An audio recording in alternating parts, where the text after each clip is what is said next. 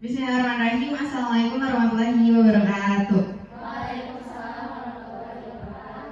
Selamat sore semuanya. Ya, salam sejahtera bagi kita semua. Om Swastiastu, Namo Buddhaya, salam kebajikan. Perkenalkan, nama saya Aisyah Rufaira. Saya dari kelas 12 IPA 3. Berdirinya saya di sini sebagai Duta Pelajar Banten Delegasi Kota Serang. Nah, pada sore hari ini aku bakalan dijelasin sedikit tentang Duta Pelajar Banten. Di sini udah ada yang tahu belum sih Duta Pelajar Banten itu apa? Udah tahu belum? Belum.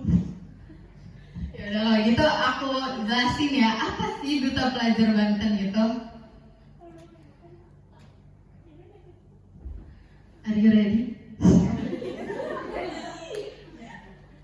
Ya, jadi Duta Pelajar Banten itu tahun ini ada batch 3. Sebelumnya setiap tahun itu per batch gitu guys, dan ini udah tahun ketiga Duta Pelajar Banten berdiri. Nah, Duta Pelajar Banten adalah program yang bertujuan untuk mencari dan mengembangkan generasi muda berbakat di Provinsi Banten. Jadi masing-masing daerah, kayak aku nih perwakilan dari Kota Serang karena aku aslinya orang Kota Serang. Tapi kalau misalkan kalian asli orang Cinangka, itu berarti kalian delegasi Kabupaten Serang gitu. Nah, di masing-masing daerah ini yang punya potensi di bidang kepemimpinan, pendidikan, dan keterampilan sosial. Program ini biasanya melibatkan pelajar di tingkat SMA, SMK, dan MK. MA, madrasah ya?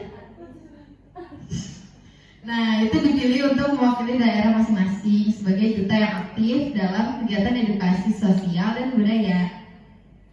Nah, apa sih ciri khas dari Duta Pelajar ini? Yang pertama, seleksi yang cukup ketat. Jadi kalian harus mempersiapkan berkas, dan itu tuh bertahap. Jadi ada tahap pertama berkas, tahap kedua ada sesi wawancara. Jadi kalau misalkan udah lulus di tahap berkas, kalian bisa lanjut ke tahap wawancara. Kalau tahap wawancara kalian lulus, kalian bisa jadi bagian dari Duta Pelajar tersendiri. Nah, tapi sebelum kalian bisa ikut seleksi berkas itu, kalian banyak beberapa hal yang harus kalian lakuin, kayak bikin video, kayak gitu-gitu, esai. Nah, yang kedua itu pelatihan dan pembinaan. Jadi setelah kalian terpilih jadi duta pelajar, itu nanti setiap malam minggu itu ada yang namanya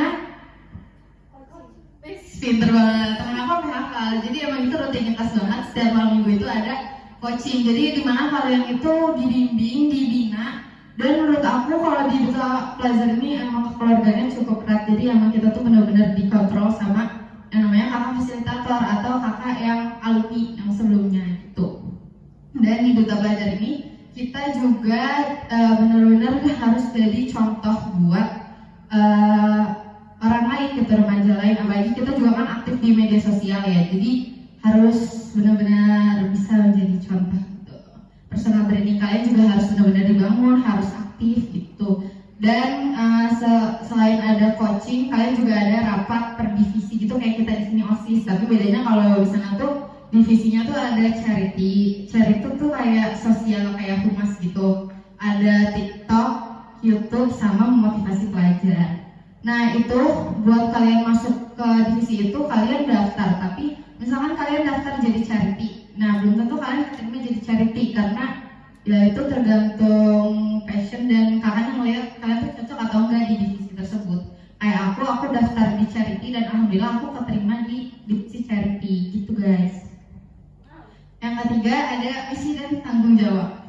Misi dan tanggung jawab duta ini cukup besar, apalagi pas kalian lagi menjabat gitu ya.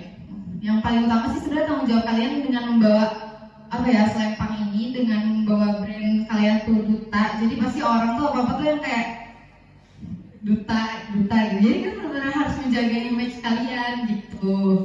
Dan kalian kalau udah terpilih, kalian bertugas buat jadi role model di kalangan pelajar seperti yang aku bicarakan tadi, dan juga mempromosikan pendidikan kayak aku sekarang.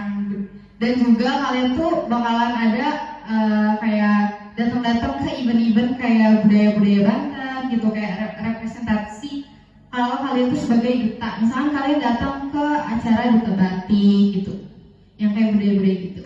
Dan kalian juga menyuarakan isu-isu yang relevan untuk generasi muda. Itu biasanya di memotivasi pelajar.